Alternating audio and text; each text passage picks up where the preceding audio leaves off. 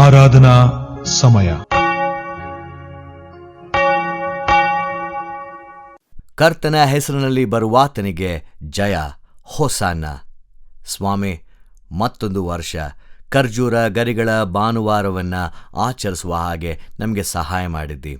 ಹೀಗೆ ನೀನು ಯೆರೂಸಲೇಮನ್ನ ರಾಜನಂತೆ ಕತ್ತೆಯನ್ನು ಹತ್ತಿದವನಾಗಿ ಪ್ರವೇಶಿಸಿದೋ ಅದೇ ರೀತಿಯಲ್ಲಿ ಸ್ವಾಮಿ ಈ ಆರಾಧನೆಯ ಮೂಲಕ ನಮ್ಮ ಹೃದಯಗಳನ್ನು ಪ್ರವೇಶಿಸುವ ಹಾಗೆ ಈ ಆರಾಧನೆ ನಮಗೆ ಸಹಾಯ ಮಾಡಲಿ. ನಿನ್ನ ಪ್ರಭೆಯಿಂದ, ನಿನ್ನ ಪ್ರಸನ್ನತೆಯಿಂದ ಸಂಪೂರ್ಣವಾಗಿ ನಮ್ಮನ್ನು ಆವರಿಸಿಕೊಂಡು ಈ ಆರಾಧನೆಯಲ್ಲಿ ನಿನ್ನ ಮೇರೆಗೆ, ನಿನ್ನ ವಾಕ್ಯದ ಮೇರೆಗೆ ನಮ್ಮನ್ನು ಸಹ ಕ್ರಮಪಡಿಸಿಕೊಳ್ಳುವ ಹಾಗೆ ನೀನು ತಾನೇ ಮುನ್ನಡೆಸು. ದೇವರೇ, ಈ ಆರಾಧನೆಯ ಆದಿಯಿಂದ ಹಿಡಿದು ಅಂತ್ಯದವರೆಗೂ ನಮ್ಮನ್ನು ಕಾಯಬೇಕೆಂಬುದಾಗಿ ಕೇಳಿಕೊಳ್ಳುತ್ತಾ ಈ ಆರಾಧನೆಯ ಮೂಲಕ ನಮ್ಮ ಜೀವಿತಗಳು ಸಹ ನಿನ್ನಲ್ಲಿ ನವೀಕರಿಸುವ ಹಾಗೆ, ನಿನ್ನನ್ನು ನಾವು ನಮ್ಮ ಹೃದಯಗಳಲ್ಲಿ ಬರಮಾಡಿಕೊಳ್ಳುವ ಹಾಗೆ ಯೇಸುವಿನ ಹೆಸರಿನಲ್ಲಿ ಪ್ರಾರ್ಥನೆಯನ್ನು ಬೇಡಿ ಹೊಂದಿಕೊಳ್ಳುತ್ತೇವೆ. ಆಮೇನ್. ನಮ್ಮ ಈ ಪರಿಶುದ್ಧವಾದ ಆರಾಧನೆಯನ್ನು ಆರಂಭ ಮಾಡುವ ಹಾಗೆ ಆರಂಭದ ಸಂಗೀತವನ್ನು ಹಾಡಿಕೊಳ್ಳೋಣ.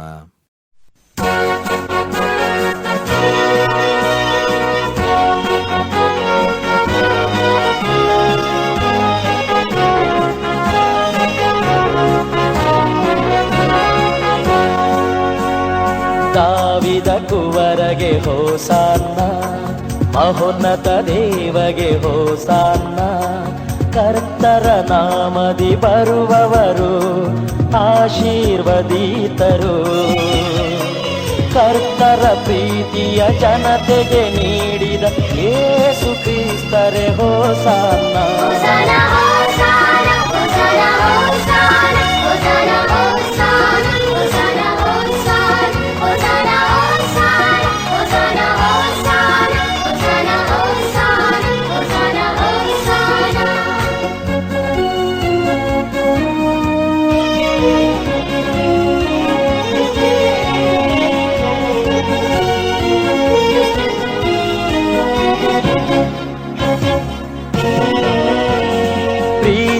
ನೀಡಿದ ಪರಮನಿಗೆ, ಆಶ್ರಯ ತೋರಿದ ಜನಕನಿಗೆ, ಸುಖವನ್ನು ನೀಡುವ ದೇವನಿಗೆ, ಸಾಂತ್ವನ ಹೇಳುವ ಕ್ರಿಸ್ತನಿಗೆ ಎಲ್ಲರೂ ಹಾಡುವ ಹೋಸಾನ್ನ, ಹೊಗಳುತ್ತ ಹಾಡುವ ಹೋಸಾನ್ನ.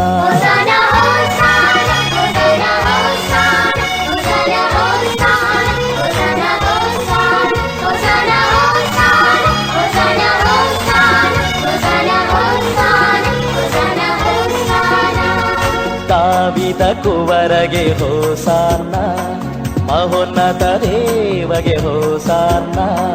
ಕರ್ತರ ನಾಮದಿ ಬರುವವರು ಆಶೀರ್ವದಿತರು.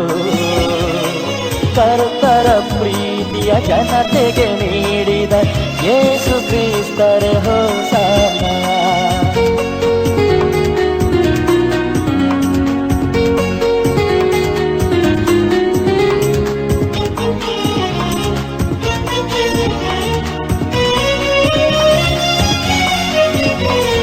ದಲಿತರ ರಕ್ಷಕ ಬರುತ್ತಿಗರು, ರಕ್ಷಣೆ ನೀಡಲು ಬರುತ್ತಿಗರು.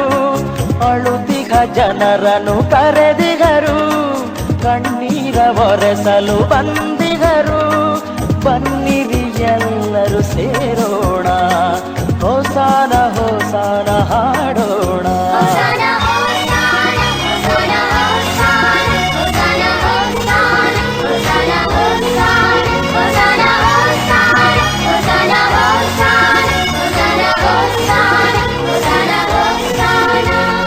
ದಾವಿದ ಕುವರಗೆ ಹೋಸಾನ, ಮಹೋನ್ನತ ದೇವಗೆ ಹೋಸಾನ. ಕರ್ತರ ನಾಮದಿ ಬರುವವರು ಆಶೀರ್ವದಿತರು. ಕರ್ತರ ಪ್ರೀತಿಯ ಜನತೆಗೆ ನೀಡಿದ ಯೇಸು ಕ್ರಿಸ್ತರೇ ಹೋಸಾನ.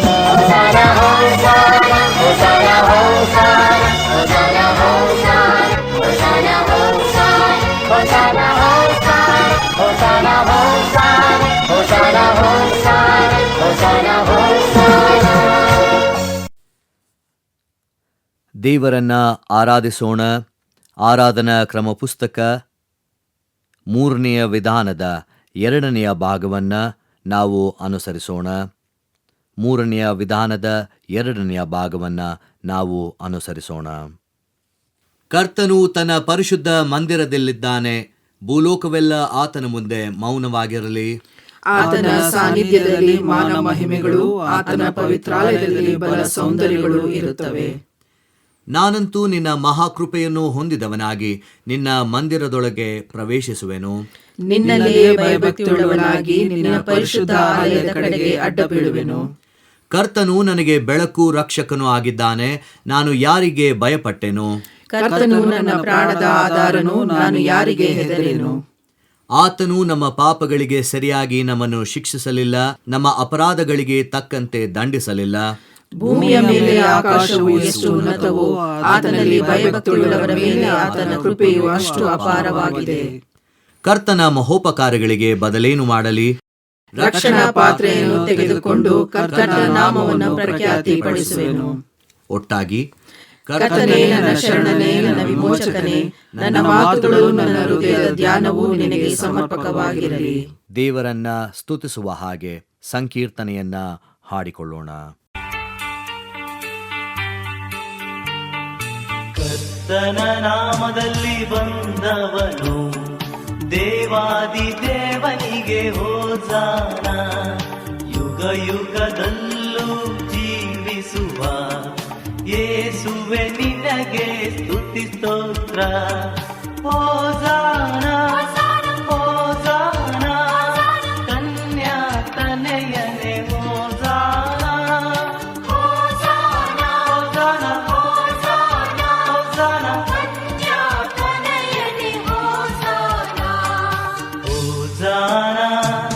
ಯೇಸುವಿನ ನಾಮಕ್ಕೆ ಹೋಸಾನ ಹೋಸಾನ ಹೋಸಾನ. ಯೇಸುವಿನ ನಾಮಕ್ಕೆ ಹೋಸಾನ ಹೋಸಾನ ಹೋಸಾನ. ಹೋಸಾನ ಹೋಸಾನ, ದಾವೀದ ಪುತ್ರನಿಗೆ ಹೋಸಾನ. ಹೋಸಾನ ಹೋಸಾನ, ಕನ್ಯಾ ತನಯನೆ ಹೋಸಾನ.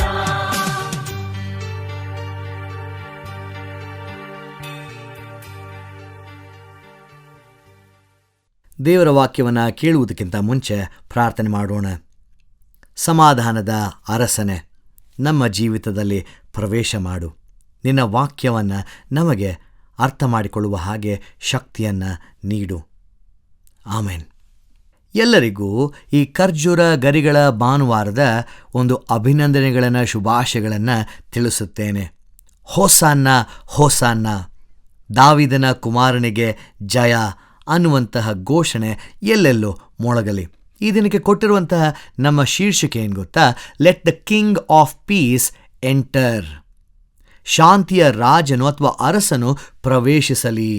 ಖರ್ಜೂರ ಗರಿಗಳ ಭಾನುವಾರ. ಒಟ್ಟು 3 ವೇದ ಭಾಗಗಳನ್ನು ಈ ದಿನಕ್ಕೆ ಕೊಡಲಾಗಿದೆ. ಅರಸುಗಳ 2ನೇ ಗ್ರಂಥ 7ನೇ ಅಧ್ಯಾಯ 3ರಿಂದ 20 ವಚನಗಳು, ಫಿಲಿಪ್ಪಿ ಪತ್ರಿಕೆ 4ನೇ ಅಧ್ಯಾಯ 4ರಿಂದ 13 ವಚನಗಳು, ಹಾಗೂ ಮಾರ್ಕನ ಸುವಾರ್ತೆ 11ನೇ ಅಧ್ಯಾಯ 1ರಿಂದ 11 ವಚನಗಳು. ಈ ಖರ್ಜೂರ ಗರಿಗಳ ಭಾನುವಾರವನ್ನು ನಾವು ನೋಡುವಾಗ ಅಥವಾ ಖರ್ಜೂರ ಗರಿಗಳ ದಿನವನ್ನು ನೋಡುವಾಗ ಒಂದು ರೀತಿಯಲ್ಲಿ ವಿಪರ್ಯಾಸದ ಒಂದು ಸಂಕೇತ ಏನು ಅಂದರೆ, ಒಂದೆಡೆ ಅಲ್ಲಿ ಆಚರಣೆ, ಮತ್ತೊಂದೆಡೆ ಶಿಲುಬೆಯ ನೆರಳು ನಮಗೆ ಬಹಳ ಸ್ಪಷ್ಟವಾಗಿ ಈ ದಿನಗಳಲ್ಲಿ ಗೋಚರವಾಗ್ತದೆ. ಒಂದೆಡೆ ಹೋಸಾನ ಎಂಬುದಾಗಿ ಕೂಗ್ತಾ ಇದ್ದಾರೆ, ಇನ್ನೇನು ಕೆಲವೇ ದಿನಗಳಲ್ಲಿ ಶಿಲುಬೆಗೆ ಹಾಕು ಅನ್ನುವಂಥ ಕೂಗುಗಳು ಸಹ ಕೇಳಿ ಬರುತ್ತದೆ. ಆದರೆ ಈ ದಿನದ ಶೀರ್ಷಿಕೆ ಏನು ಗೊತ್ತಾ, ಅದು ಬಹಳ ವೈಯಕ್ತಿಕವಾದಂಥ ಶೀರ್ಷಿಕೆ, ಅದು ಬಹಳ ಸಮುದಾಯಕ್ಕೆ ಅನುಗುಣವಾದಂಥ ಶೀರ್ಷಿಕೆ. Let the king of piece enter. ಸಮಾಧಾನದ ಶಾಂತಿಯ ಅರಸನು, ರಾಜನು ಪ್ರವೇಶಿಸಲಿ. ನಮ್ಮ ಜೀವಿತದಲ್ಲಿ, ನಮ್ಮ ವೈಯಕ್ತಿಕ, ಕೌಟುಂಬಿಕ, ಸಮುದಾಯ ಹಾಗೂ ಸಮಾಜದ ಜೀವಿತಗಳಲ್ಲಿ ಸಮಾಧಾನದ ಅರಸನು ನಿಜವಾಗಿಯೂ ಪ್ರವೇಶಿಸಬೇಕಾಗಿದೆ. ಯಾಕೆ ಗೊತ್ತಾ, ಈ ದಿನದಲ್ಲಿ ಎಲ್ಲೇ ನೋಡಿದರೂ ಕೇವಲ ಹಿಂಸೆ, ಯುದ್ಧ, ಕಲಹಗಳು ಇಷ್ಟು ಮಾತ್ರವೇ ತುಂಬಿದೆ. ದೇವರು ತನ್ನ ರಾಜ್ಯವನ್ನು ಪಡೆದವನಾಗಿ ಬರುವಾಗ, ಆತನು ಮೆಸ್ಸಿಯನಾಗಿ ಹುಟ್ಟು ಬಂದಾಗ ಸಮಾಧಾನವನ್ನು ತಂದಂಥದ್ದನ್ನು ನಾವು ಕಾಣ್ತೇವೆ. ಅದೇ ಸಮಾಧಾನ ಈ ಸಮಯದಲ್ಲಿ ಎಲ್ಲೋ ಒಂದೆಡೆ ನಮಗೆ ಅತ್ಯವಶ್ಯ ಅನಿಸ್ತಾ ಇಲ್ವಾ? ಇಲ್ಲಿ ಯೇಸುಸ್ವಾಮಿ ಯೆರೂಸಲೇಮನ್ನು ಪ್ರವೇಶ ಮಾಡಿದ್ದಾನೆ ಅನ್ನುವಂಥ ಪ್ರಶ್ನೆ ಅಲ್ಲ, ಬದಲಾಗಿ ನಮ್ಮ ಜೀವಿತದಲ್ಲಿ ಪ್ರವೇಶಿಸಿದ್ದಾನಾ ಅನ್ನುವಂಥ ಪ್ರಶ್ನೆಯನ್ನು ಹಾಕಿಕೊಳ್ಳಬೇಕಾಗಿದೆ. ಒಟ್ಟು 3 ಹಂತಗಳಲ್ಲಿ ಈ ದೇವರ ವಾಕ್ಯ ಭಾಗಗಳನ್ನು ನಾವು ನೋಡಿಕೊಳ್ಳೋಣ. ಒಂದೆಡೆ ಹಳೆ ಒಡಂಬಡಿಕೆಯಲ್ಲಿ ಅನಿರೀಕ್ಷಿತವಾದಂತಹ ಶುಭ ಸಂದೇಶವನ್ನು ನಾವು ಕಾಣ್ತೇವೆ. ಇನ್ನೊಂದೆಡೆ ಪ್ರತಿ ಸಮಯದಲ್ಲೂ, ಸನ್ನಿವೇಶದಲ್ಲೂ ಹೇಗೆ ಸಮಾಧಾನ ಅನ್ನುವಂಥದ್ದು ನಮ್ಮನ್ನು ಮುನ್ನಡೆಸಬೇಕು ಅನ್ನುವಂಥದ್ದನ್ನು ನೋಡುವುದೇ ಆದರೆ, ಸುವಾರ್ಥ ವೇದ ಭಾಗದಲ್ಲಿ ಹೇಗೆ ತನ್ನನ್ನು ಸಂಪೂರ್ಣವಾಗಿ ತಗ್ಗಿಸಿಕೊಂಡಂತಹ ರಾಜನು ಯೆರೂಸಲೇಮನ್ನು ಪ್ರವೇಶಿಸುತ್ತಾನೆ ಅನ್ನುವಂಥದ್ದನ್ನು ನೋಡುವಂಥವರಾಗಿರ್ತೇವೆ. ಈ ಅರಸುಗಳ 2ನೇ ಗ್ರಂಥ 7ನೇ ಅಧ್ಯಾಯವನ್ನು 6ನೇ ಅಧ್ಯಾಯದಿಂದನೇ ನಾವು ಓದಿಕೊಳ್ಳುವುದೇ ಆದರೆ, ಅಲ್ಲಿ ಆರಾಮ್ಯರ ಅರಸನಾದ ಬೆನ್ಹದದನು ತನ್ನ ಎಲ್ಲ ಸೈನ್ಯವನ್ನು ಕೂಡಿಸಿಕೊಂಡು ಬಂದು ಸಮಾರ್ಯಕ್ಕೆ ಮುತ್ತಿಗೆ ಹಾಕುವಾಗ, ಸಮಾರ್ಯ ಪಟ್ಟಣದಲ್ಲಿ ಹೇಗಿರುತ್ತೆ ಗೊತ್ತಾ ಸಿಚುವೇಶನ್ನು? ಘೋರವಾದಂಥ ಭರವಿರ್ತದೆ. ಆ ಮುತ್ತಿಗೆಯ ದೆಸೆಯಿಂದ ಅದು ಮತ್ತಷ್ಟು ಘೋರವಾಗಿ ಕತ್ತೆಯ ತಲೆ 80 ರೂಪಾಯಿಗಳಿಗೆ, ಅರೆಸೇರು ಪಾರಿವಾಳದ ಮಲನ ಯಾರು ತಿಂತಾರೆ? ಅದು 5 ರೂಪಾಯಿಗೆ ಮಾರಲ್ಪಡುತ್ತಿರ್ತದೆ. ಇಂತಹ ಸಮಯದಲ್ಲಿ ಹೇಗೆ ಆ ಸಮಾಧಾನ ಅನ್ನುವಂಥದ್ದು ಅನಿರೀಕ್ಷಿತವಾದಂಥ ಜನರಿಂದ ಬರ್ತದೆ? ಇದು ಈ ವಾಕ್ಯ ಭಾಗ ನಮಗೆ ತೋರಿಸಿಕೊಡ್ತದೆ. 7ನೇ ಅಧ್ಯಾಯದ 9ನೇ ವಚನವನ್ನು ನಾವು ಓದಿಕೊಳ್ಳುವಾಗ, ಅನಂತರ ಈ ಅವರು ಅನ್ನುವಂಥದ್ದನ್ನು ನಾವು 3ನೇ ವಚನದಲ್ಲಿ ಪರಿಚಯವನ್ನು ನೋಡ್ತೇವೆ. ಊರು ಬಾಗಿಲಿನ ಹತ್ತಿರ 4 ಮಂದಿ ಕುಷ್ಠರೋಗಿಗಳು ಕೂತಿದ್ದಾರೆ. ಅವರು ತಮ್ಮೊಳಗೆ ಮಾತಾಡ್ಕೊಳ್ತಾ ಇದ್ದಾರೆ, ನೋಡಪ್ಪ, ನಾವು ಹೆಂಗಿದ್ರೂ ಸಾಯ್ತೇವೆ, ಇಲ್ಲಿ ಕೂತಿದ್ರೂ ಸಾಯ್ತೇವೆ, ಪಟ್ಟಣದ ಒಳಗಡೆ ಹೋದ್ರೂ ಅಲ್ಲೂ ಸಾಯ್ತೇವೆ, ಹೇಗಿದ್ರೂ ನಾವು ಸಾಯಲೇಬೇಕು. ಆ ಕಾರಣದಿಂದ ಅರಾಮ್ಯರ ಪಾಳ್ಯವನ್ನು ಸೇರೋಣ. ಅವರು ನಮ್ಮನ್ನು ಉಳಿಸುವುದೇ ಆದರೆ ಉಳಿಸಲಿ, ಕೊಲ್ಲುವುದೇ ಆದರೆ ಕೊಲ್ಲಲಿ ಅಂತ ಮಾತಾಡಿಕೊಂಡು ಅಲ್ಲಿಂದ ಅವರು ಅರಾಮ್ಯರ ಪಟ್ಟಣಕ್ಕೆ ಹೋಗ್ತಾರೆ.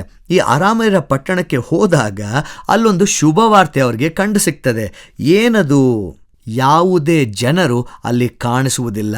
ಸಮಾರ್ಯ ಪಟ್ಟಣವನ್ನು ಸಂಪೂರ್ಣವಾಗಿ ಮುತ್ತಿಗೆ ಹಾಕಿದಂಥವರು ಯಾರೂ ಇಲ್ಲ. ದೇವರು ಈಗಾಗಲೇ ಅಲ್ಲಿ ಕಾರ್ಯವನ್ನು ಮಾಡಿ ಮುಗಿಸಿದ್ದಾನೆ. ಯಾವ ಜನರು ಸಮಾರ್ಯ ಪಟ್ಟಣದ ಒಳಗೆ ತಮ್ಮನ್ನು ಸಂಪೂರ್ಣವಾಗಿ ಅವಿತುಕೊಂಡು ಭಯದಿಂದ ನಡುಗುತ್ತಾ ಇದ್ದಾರೋ, ಅಲ್ಲಿ ದೇವರು ಈಗಾಗಲೇ ಜಯವನ್ನು ಕೊಟ್ಟಿದ್ದಾನೆ. ಆ ಜಯದ ಒಂದು ಸಂಗೀತವಾಗಲಿ, ಆ ಜಯದ ಸಂದೇಶ ಆ ಕುಷ್ಠರೋಗಿಗಳಿಂದ, ಅರಾಮ್ಯರ ಪಾಳ್ಯದಿಂದ ಬಂದಂತಹ ಕುಷ್ಠರೋಗಿಗಳಿಂದ ಈ ಸಮಾರ್ಯ ಪಟ್ಟಣದವರಿಗೆ ಗೊತ್ತಾಗ್ತದೆ. 9ನೇ ವಚನ ಓದುವುದೇ ಆದರೆ, ಇದು ಶುಭವಾರ್ತೆಯ ದಿವಸವಾಗಿದೆ, ನಾವು ಇದನ್ನು ಪ್ರಕಟಿಸದಿರುವುದು ಒಳ್ಳೆಯದಲ್ಲ. ಬೆಳಗಾಗುವವರೆಗೆ ತಡ ಮಾಡಿದರೆ ಶಿಕ್ಷೆಗೆ ಪಾತ್ರರಾದೆವು. ಆದದರಿಂದ ಹೋಗಿ ಅರಮನೆಯವರಿಗೆ ಈ ಸಂಗತಿಯನ್ನು ತಿಳಿಸೋಣ ಎಂಬುದಾಗಿ ಹೇಳಿ ಅವರು ಊರು ಬಾಗಿಲಿಗೆ ಹೋಗಿ ಕಾಯುವಂಥವರಿಗೆ ಅಲ್ಲಿ ನಡೆದಂಥ ಸಂಗತಿಯನ್ನು ಹೇಳ್ತಾರೆ. ಯಾರೂ ನಮಗೆ ಕಾಣಿಸ್ಲಿಲ್ಲ, ಮನುಷ್ಯರ ಶಬ್ದವೇ ಕೇಳಿಸಲಿಲ್ಲ, ಕತ್ತೆ ಕುದುರೆಗಳು ಅಲ್ಲಲ್ಲೇ ಕಟ್ಟಲ್ಪಟ್ಟಿರ್ತದೆ, ಡೇರೆಗಳು ಇದ್ದ ಹಾಗೆ ಇರ್ತದೆ ಎಂಬುದಾಗಿ ಜೋರಾಗಿ ಕೂಗಿ ತಿಳಿಸ್ತಾರೆ. ನೋಡಿ, ಈ ವಾಕ್ಯ ಭಾಗ ನಮಗೆ ಬಹಳ ಆಶ್ಚರ್ಯವನ್ನು ಮೂಡಿಸ್ತದೆ. ಮೊದಲನೇದಾಗಿ, ಮುತ್ತಿಗೆ ಹಾಕಿದಂಥವರು ಈಗ ಅಲ್ಲಿ ಇಲ್ಲ. ಸಮಾರ್ಯದವರು ಅವರ ವಿರುದ್ಧ ಯುದ್ಧನೇ ಮಾಡಿಲ್ಲ, ಆದರೆ ಗೆದ್ದಿದ್ದಾರೆ. ಯಾವ ಜನರು ಊರೊಳಗಡೆ ಹೋದರೂ ಬಹಿಷ್ಕಾರವನ್ನು ಅನುಭವಿಸ್ತಾರೋ, ಶತ್ರುಗಳ ಪಾಳ್ಯಕ್ಕೆ ಹೋದರೆ ಮರಣವನ್ನು ಹೊಂತಾರೋ, ಅಂತಹ ಕುಷ್ಠರೋಗಿಗಳು ಶುಭವಾರ್ತೆಯನ್ನು, ಆ ಸಮಾಧಾನದ ಶುಭವಾರ್ತೆಯನ್ನು ಜನರಿಗೆ ಹೊತ್ಕೊಂಡು ಹೋಗಿದ್ದಾರೆ. People did not have to fight. ದೇವರು ನಮ್ಮ ಯುದ್ಧವನ್ನು ಈಗಾಗಲೇ ಮಾಡಿದ್ದಾನೆ. ಆತನು ಯುದ್ಧಕ್ಕೆ ಸಿದ್ಧವಾದಂಥ ಕುದುರೆಯನ್ನು ಹತ್ತಿ ಬಂದಿಲ್ಲ, ಬದಲಾಗಿ ತಗ್ಗಿಸಿಕೊಂಡಂತಹ ಒಂದು ಕತ್ತೆ ಮರಿಯನ್ನು ಹತ್ತಿ ಬರುವಾತನು ಆಗಿರ್ತಾನೆ. ಅಂತಹ ಸಮಾಧಾನ ಕರ್ತೃವನ್ನು ಈ ರೀತಿಯಲ್ಲಿ ಅನ್ಎಕ್ಸ್ಪೆಕ್ಟೆಡ್ ಫಾರ್ಮಲ್ಲಿ ಬಂದಾಗ ಗುರ್ತಿಡಿತೇವಾ? ನಿಜವಾಗ್ಲೂ ಆ ಪ್ರಶ್ನೆಯನ್ನು ಹಾಕಿಕೊಳ್ಳಬೇಕಾಗಿದೆ. ಎರಡನೇದಾಗಿ, ಆ ಸಮಾಧಾನ ಅನ್ನುವಂಥದ್ದು ನಮ್ಮಲ್ಲಿ ಅದು ಬೇರೆ ಎಲ್ಲದರ ಮೇಲೆ ಆಳ್ವಿಕೆ ಮಾಡುವುದಕ್ಕಿಂತ ಮುಂಚೆ ನಮ್ಮಲ್ಲಿ ಅದು ಆಳ್ವಿಕೆಯನ್ನು ಮಾಡಬೇಕಾಗಿದೆ. ಫಿಲಿಪ್ಪಿ ಪತ್ರಕ್ಕೆ ಎಡೆಗೆ ನಮ್ಮ ಗಮನವನ್ನು ಹರಿಸುವಾಗ ಅದರಲ್ಲಿ ವಿಶೇಷವಾಗಿ 4ನೇ ಅಧ್ಯಾಯದ 4-13 ವಚನಗಳಲ್ಲಿ ಈ ವಾಕ್ಯಗಳನ್ನು, ಅಂದರೆ ಈ ಪತ್ರಕ್ಕೆ ಬರೀಬೇಕಾದ್ರೆ ಪೌಲನು ಎಲ್ಲಿಂದ ಬರೀತಿದ್ದಾನೆ? ಸೆರೆಮನೆಯಿಂದ ಬರೆಯುತ್ತಿದ್ದಾನೆ. ಸೆರೆಮನೆಯಿಂದ ಬರೆಯುವಂಥವನು ಯಾವ ರೀತಿಯಂಥ ಮಾತುಗಳನ್ನು ಮಾತನಾಡ್ಬೋದು? ಆದರೆ ಇಲ್ಲಿ ಪೌಲನು ಏನು ಹೇಳ್ತಾನೆ ಗೊತ್ತಾ? 4ನೇ ವಚನದಲ್ಲಿ, ಯಾವಾಗಲೂ ಕರ್ತನಲ್ಲಿ ಸಂತೋಷಿಸಿರಿ, ಸಂತೋಷ ಪಡಿರಿ ಎಂದು ತಿರುಗಿ ಹೇಳುತ್ತೇನೆ. ಅಷ್ಟು ಮಾತ್ರವೇ ಅಲ್ಲ, 7ನೇ ವಾಕ್ಯನ ಹೇಳ್ತಾನೆ, ಎಲ್ಲ ಗ್ರಹಿಕೆಯನ್ನು ಮೀರುವ ದೇವರ ಶಾಂತಿಯು ನಿಮ್ಮ ಹೃದಯಗಳಲ್ಲಿ ಯೋಚನೆಗಳನ್ನು ಕ್ರಿಸ್ತ ಯೇಸುವಿನಲ್ಲಿ ಕಾಯುವುದು. ಹೇಗೆ ಸಾಧ್ಯ? ಒಂದೆಡೆ ಯೆರೂಸಲೇಮು ಅಲ್ಲಿ ಒಂದು ಪೊಲಿಟಿಕಲ್ ಲಿಬರೇಷನ್ಗಾಗಿ, ಒಂದು ರಾಜಕೀಯವಾದಂಥ ಬಿಡುಗಡೆಗಾಗಿ ಕಾಯ್ತಾ ಇರುತ್ತೆ. ಆದರೆ ಪೌಲನು ಈ ವಾಕ್ಯದ ಮೂಲಕ ಅದಕ್ಕಿಂತ ಆಳವಾಗಿರುವಂತಹ ಸ್ವಾತಂತ್ರ್ಯದ ಕುರಿತು ಮಾತನಾಡುತ್ತಿದ್ದಾನೆ. ಕ್ರಿಸ್ತನಲ್ಲಿ ನೆಲೆಗೊಂಡಂತಹ ಸಮಾಧಾನದ ಕುರಿತು, ನಮ್ಮ ಒಳಗೆ ಆಳ್ವಿಕೆಯನ್ನು ಮಾಡುವಂಥ ಸಮಾಧಾನದ ಕುರಿತು ಇಲ್ಲಿ ಪೌಲನು ಮಾತನಾಡುತ್ತಿದ್ದಾನೆ. ಯಾವ ಸಂಬಂಧವಾಗಿಯೂ ಚಿಂತೆ ಮಾಡಬೇಡಿ, ಸರ್ವ ವಿಷಯದಲ್ಲಿ ದೇವರ ಮುಂದೆ ಬೇಕಾಗಿರುವಂಥದ್ದನ್ನು ತಿಳಿಯಪಡಿಸಿರಿ. ಇಂತಹ ಸಂತೃಪ್ತತೆಯ ಬದುಕನ್ನು ನಮ್ಮ ಮುಂದೆ ಇಡುತ್ತಿದ್ದಾನೆ. ಇಲ್ಲಿ ನೋಡಿ, ಹೊರಗಡೆ ಆ ಸಮಾಧಾನ ಆಳ್ವಿಕೆಯನ್ನು ಮಾಡುವುದಕ್ಕಿಂತ ಮುಂಚೆ ಅದು ನಮ್ಮ ಹೃದಯಗಳಲ್ಲಿ ಆಳ್ವಿಕೆಯನ್ನು ಮಾಡ್ತಾ ಇದೆಯಾ? ಯಾವಾಗ ಕ್ರಿಸ್ತನು ನಮ್ಮ ಹೃದಯಗಳೊಳಗೆ ಆಳ್ವಿಕೆ ಮಾಡಲು ಆರಂಭಿಸುತ್ತಾನೋ ಅಲ್ಲಿ ಆತಂಕ ನಂಬಿಕೆಗೆ ಎಡೆಮಾಡಿಕೊಡುತ್ತದೆ. ಅಲ್ಲಿ ನಮ್ಮ ಗುಣಗಾಟುವಿಕೆ ಕೃತಜ್ಞತೆಗೆ ಎಡೆಮಾಡಿಕೊಡುತ್ತದೆ. ಅಲ್ಲಿ ಭಯ ಬಲಕ್ಕೆ ಎಡೆಮಾಡಿಕೊಡುವಂಥದ್ದು ಆಗಿರ್ತದೆ. ಹಾಗಾಗಿ ಆತನು 13ನೇ ವಾಕ್ಯದಲ್ಲಿ ಹೇಳುವಂಥದ್ದು, ನನ್ನನ್ನು ಬಲಪಡಿಸುವ ಆತನಲ್ಲಿ ಇದ್ದುಕೊಂಡು ಎಲ್ಲಕ್ಕೂ ಶಕ್ತನಾಗಿದ್ದೇನೆ. He knew the very reason. ಹೇಗೆ ಸಮಾಧಾನದಿಂದ ಇರಬೇಕು, ಅಲ್ಲಿ ತನ್ನನ್ನು ಸಂಪೂರ್ಣವಾಗಿ ದೇವರಿಗೆ ಒಪ್ಪಿಸಿಕೊಟ್ಬಿಟ್ಟಿರ್ತಾನೆ. ಹಾಗಾಗಿ ಹೊರಗೆ ಸಮಾಧಾನ ಆಳ್ವಿಕೆ ಮಾಡೋದಕ್ಕಿಂತ ಮುಂಚೆ ತನ್ನ ಹೃದಯದಲ್ಲಿ ಆ ಸಮಾಧಾನ ಆಳ್ವಿಕೆ ಮಾಡುವಂಥ ಕಾರಣದಿಂದ ಹೊರಗೂ ಸಹ ಆ ಸಮಾಧಾನವನ್ನು ಕಾಣುವ ಹಾಗೆ ಜನರಿಗೆ ಪ್ರಬೋಧಿಸುತ್ತಿದ್ದಾನೆ. ಹಾಗೂ ಈ ದಿನದ ಮುಖ್ಯವಾದಂಥ ವೇದ ಭಾಗ ಏನು ಗೊತ್ತಾ? ಅದು ಮಾರ್ಕನ ಸುವಾರ್ತೆ 11ನೇ ಅಧ್ಯಾಯ. ಇಲ್ಲಿ ಯೇಸು ಸ್ವಾಮಿ ಉದ್ದೇಶಪೂರ್ವಕವಾಗಿ ಯೆರೂಸಲೇಮನ್ನು ಪ್ರವೇಶ ಮಾಡ್ತಾ ಇದ್ದಾನೆ. ಕತ್ತೆ ಮರಿಯನ್ನು ತರಿಸಿಕೊಳ್ಳುತ್ತಿದ್ದಾನೆ ಹಾಗೂ ನಡೆಯಬೇಕಾಗಿರುವಂಥ ಎಲ್ಲ ಪ್ರವಾದನಾ ಮಾತುಗಳನ್ನು ನೆರವೇರಿಸುತ್ತಿದ್ದಾನೆ. ಅಲ್ಲಿರುವಂಥ ಜನರು ತಮ್ಮ ಬಟ್ಟೆಗಳನ್ನು, ಖರ್ಜೂರ ಗರಿಗಳನ್ನು ಹಾಸಿ ಹೋಸನ್ನ ಹೋಸನ್ನ ಹೋಸನ್ನ, ಕರ್ತನ ಹೆಸರಲ್ಲಿ ಬರುವವನಿಗೆ ಆಶೀರ್ವಾದ ಎಂಬುದಾಗಿ ಜೋರಾಗಿ ಕೂಗ್ತಾ ಇದ್ದಾರೆ. ಇದಾದ ನಂತರ ಅದೇ ಜನರು ಅಲ್ಲಿರುವಂಥ ಎಲ್ಲ ಸನ್ನಿವೇಶವನ್ನು ನೋಡಿ ಆತನು ಪುನಃ ಬೆತಾನ್ಯಕ್ಕೆ ಹೋಗುವಂಥದ್ದನ್ನು ನಾವು ಕಾಣ್ತೇವೆ. ಇಲ್ಲಿ ನೋಡಿ, ಗಾಡ್ ಈಸ್ ಅಬ್ಸರ್ವಿಂಗ್ ಎವ್ರಿಥಿಂಗ್. ದೇವರು ಎಲ್ಲವನ್ನ ಪರಿಶೀಲಿಸುತ್ತಿದ್ದಾನೆ, ಎಲ್ಲವನ್ನ ದೃಷ್ಟಿ ಇಟ್ಟು ನೋಡ್ತಾ ಇದ್ದಾನೆ. ಖರ್ಜೂರ ಗರಿಗಳು ಅನ್ನುವಾಗ ಕೇವಲ ಖರ್ಜೂರ ಗರಿಗಳನ್ನು ಆಡಿಸಿ ದೇವರನ್ನು ಸ್ತುತಿಸುವಂಥದ್ದು, ದೇವರೇ ನಿನಗೆ ಆಶೀರ್ವಾದ ಅಂತ ಕೂಗುವಂಥದ್ದು ಮಾತ್ರವೇ ಅಲ್ಲ, ಬದಲಾಗಿ ನಮ್ಮ ಹೃದಯಗಳನ್ನು, ನಮ್ಮ ಆಲಯವನ್ನು, ನಮ್ಮ ಸಮುದಾಯವನ್ನು, ನಮ್ಮ ಕುಟುಂಬವನ್ನು ಪರಿಶೀಲನೆ ಮಾಡುವುದಕ್ಕೆ, ಪರೀಕ್ಷಿಸುವುದಕ್ಕೆ ಆ ರಾಜನನ್ನು ನಾವು ಆಹ್ವಾನಿಸುತ್ತಿದ್ದೇವಾ? ಇಲ್ಲಿ ಯೆರೂಸಲೇಮನ್ನು ಪ್ರವೇಶ ಮಾಡಿದಂತಹ ಆ ದೇವರು ಅಲ್ಲಿನ ಸುತ್ತಮುತ್ತಲಿನ ಎಲ್ಲ ಸನ್ನಿವೇಶಗಳನ್ನು ನೋಡಿ ಸಂಜೆಯಾದ ಕಾರಣದಿಂದ ಆತನು ಪುನಃ ಬಿಟ್ಟು ಬೆತಾನ್ಯಕ್ಕೆ ಹೋಗುತ್ತಾನೆ. ಇಲ್ಲಿ ಸಮಾಧಾನದ ಅರಸನು ಪ್ರವೇಶಿಸುತ್ತಿದ್ದಾನೆ ಎಂಬುದಾಗಿ ಹೇಳುವಾಗ ಅಲ್ಲಿ ನಡೆಯುವಂಥ ಅನ್ಯಾಯವನ್ನು ಸವಾಲು ಹಾಕಲು ದೇವರಿಗೆ ಅನುವು ಮಾಡಿಕೊಡುತ್ತಿದ್ದೇವಾ? ಅಲ್ಲಿ ನಡೆಯುತ್ತಿರುವಂಥ ಕರಪ್ಷನನ್ನು ಸಂಪೂರ್ಣವಾಗಿ ತೊಡೆದು ಹಾಕಲು ದೇವರಿಗೆ ಅನುವು ಮಾಡಿಕೊಡುತ್ತಿದ್ದೇವಾ? ಅಧಿಕಾರವನ್ನು ಪುನಃ ವ್ಯಾಖ್ಯಾನಿಸುವುದಕ್ಕೆ ದೇವರಿಗೆ ಅನುವು ಮಾಡಿಕೊಡುತ್ತಿದ್ದೇವಾ? ಈ ವಾಕ್ಯಗಳನ್ನೆಲ್ಲ ನೋಡುವಾಗ ದೇವರು ನಮ್ಮ ಜೀವಿತದಲ್ಲಿ ಬರುವಾಗ ಯಾವುದೇ ಒತ್ತಡವನ್ನು ತಂದು ಬರುವಂತಹ ದೇವರಲ್ಲ. ಆತನು ಬರುವಾಗ ಯಾವ ರೀತಿಯಲ್ಲಿ ನಾವು ಆತನಿಗೆ ಸ್ಥಳವನ್ನು ಸಿದ್ಧ ಮಾಡಿಕೊಡುವಂಥವರು ಆಗಿರ್ತೇವೆ. ನಮ್ಮ ಹೃದಯಗಳನ್ನು ತೆರೆದಿಡಲು ಸಾಧ್ಯವ? ನಮ್ಮ ಆತಂಕಗಳನ್ನು, ನಮ್ಮ ಅಹಮ್ಮನ್ನು, ನಮ್ಮ ಕಹಿ ಮನೋಭಾವಗಳನ್ನು ದೇವರ ಮುಂದೆ ಸಮರ್ಪಿಸಲು ಸಾಧ್ಯವ? ಆತನು ನಮ್ಮನ್ನು, ನಮ್ಮ ಆಲಯಗಳನ್ನು ಪ್ರವೇಶ ಮಾಡಲು ಅನುವು ಮಾಡಿಕೊಡುತ್ತಿದ್ದೇವ? ನಮ್ಮ ವೈಯಕ್ತಿಕ ಜೀವಿತಗಳನ್ನು ಬದಿಗಿಟ್ಟು ಪ್ರಾರ್ಥನೆಯ ಜೀವಿತವನ್ನು ಹೊತ್ತುಕೊಳ್ಳಲು ಸಾಧ್ಯವ? ವಿಭಜನೆಯನ್ನು ಬದಿಗಿಟ್ಟು ನಾವು ಏಕತೆಯನ್ನು ಹೊಂದಿಕೊಳ್ಳಲಿಕ್ಕೆ ಸಾಧ್ಯವ?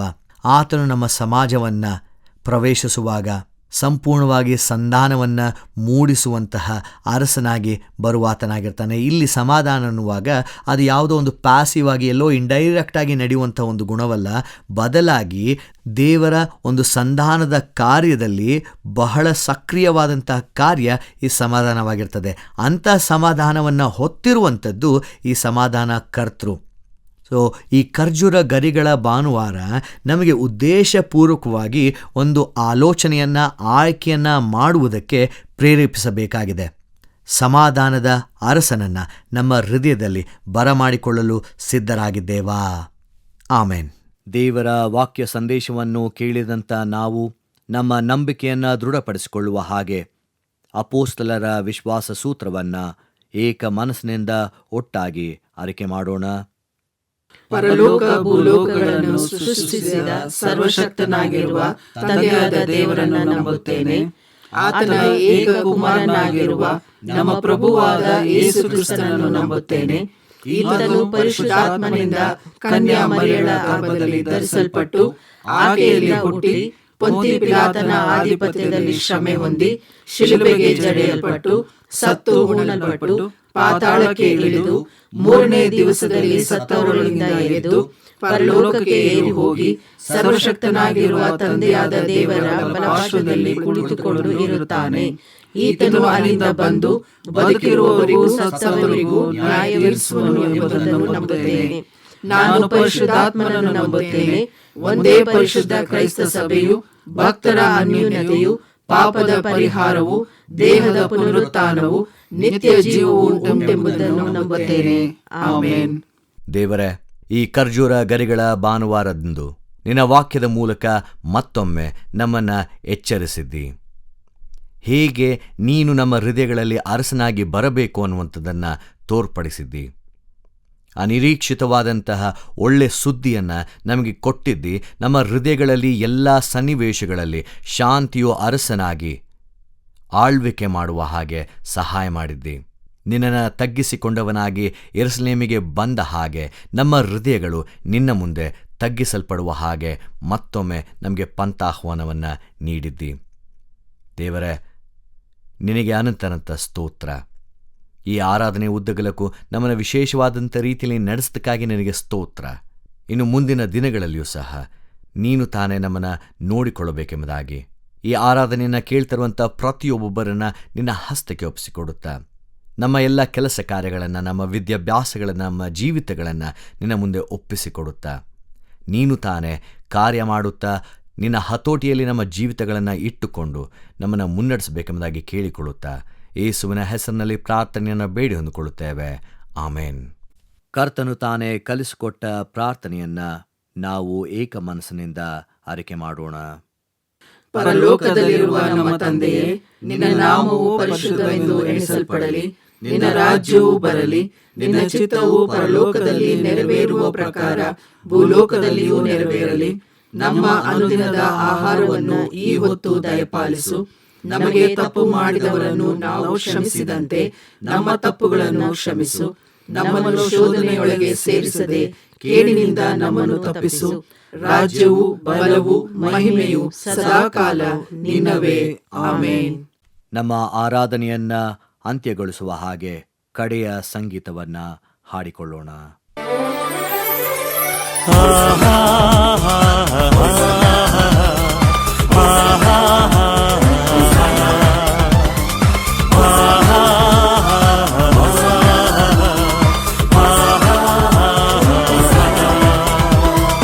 Hosanna, Hosanna, Hosanna, Hosanna, Hosanna, Hosanna.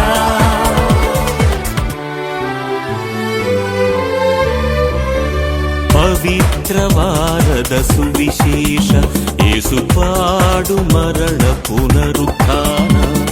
ಪವಿತ್ರ ಪವಿತ್ರವಾರದ ಸುವಿಶೇಷ ಯೇಸು ಪಾಡು ಮರಣ ಪುನರುತ್ಥಾನ. ಜೆರೂಸಲೇಮಿಗೆ ಹೋಗೋಣ, ಯೇಸು ಜೊತೆಗೆ ನಡೆಯೋಣ, ಗರಿಗಳ ಹಿಡಿದು ಸಾಗೋಣ, ಹೊಸಾನ ಗೀತೆಯ ಹಾಡೋಣ. ಹೊಸನ ಹೊಸನ ಹೊಸನ ಹೊಸನ ಹೊಸನ ಹೊಸನ ಹೊಸನ ಹೊಸನ ಹೊಸನ ಹೊಸನ. ಪವಿತ್ರವಾರದ ಸುವಿಶೇಷ ಯೇಸು ಪಾಡು ಮರಣ ಪುನರುತ್ಥಾನ.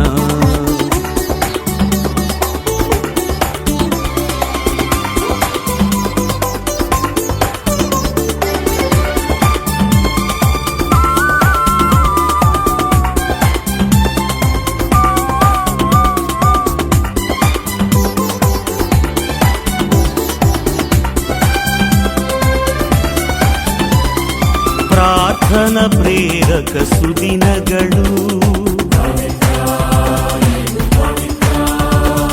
ಪ್ರಶಾಂತ ಪ್ರಭೆಯ ಘಳಿಗೆಗಳು, ಪ್ರಾರ್ಥನ ಪ್ರೇರಕ ಸುದಿನಗಳು, ಪ್ರಶಾಂತ ಪ್ರಭೆಯ ಘಳಿಗೆಗಳು, ಪವಿತ್ರವಾರದ ಪುಣ್ಯಗಳು, ಪಾವನ ಬಾಳಿಗೆ ಮಾರ್ಗವು, ಪಾಪವ ತೊರೆದು ಕ್ಷಮೆಯನ್ನು ಪಡೆದು ರಕ್ಷಣೆ ಹೊಂದೋಣ, ಪ್ರೀತಿಯಿಂಬಾಳೋಣ, ಸ್ವರ್ಗವ ಸೇರೋಣ.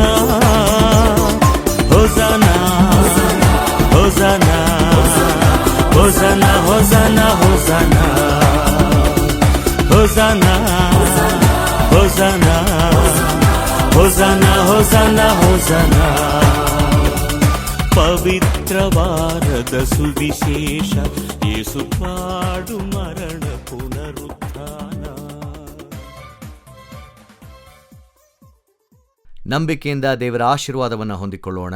ಶಾಂತಿದಾಯಕನಾಗಿ ಯೆರೂಸಲೇಮನ್ನ ಪ್ರವೇಶಿಸಿದಂಥ ಯೇಸು ಕ್ರಿಸ್ತನ ಕೃಪೆ, ಲೋಕದ ಒಳಿತಿಗೋಸ್ಕರ ತನ್ನ ಒಬ್ಬನೇ ಮಗನನ್ನ ಕಳಿಸಿಕೊಟ್ಟಂಥ ತಂದೆಯಾದ ದೇವರ ಪ್ರೀತಿ, ಈಗಲೂ ಸಹ ನಮ್ಮನ್ನು ಪ್ರತಿನಿತ್ಯವೂ ಕಾಯುತ್ತಾ ನಮ್ಮನ್ನು ನಡೆಸ್ತಿರುವಂಥ ಪವಿತ್ರಾತ್ಮನ ಅಭಿಷೇಕ, ಆಶೀರ್ವಾದ ಈಗಲೂ ಯಾವಾಗಲೂ ನಮ್ಮನ್ನು ಮುನ್ನಡೆಸುವಂಥದ್ದಾಗಿರಲಿ. ಆಮೇನ್.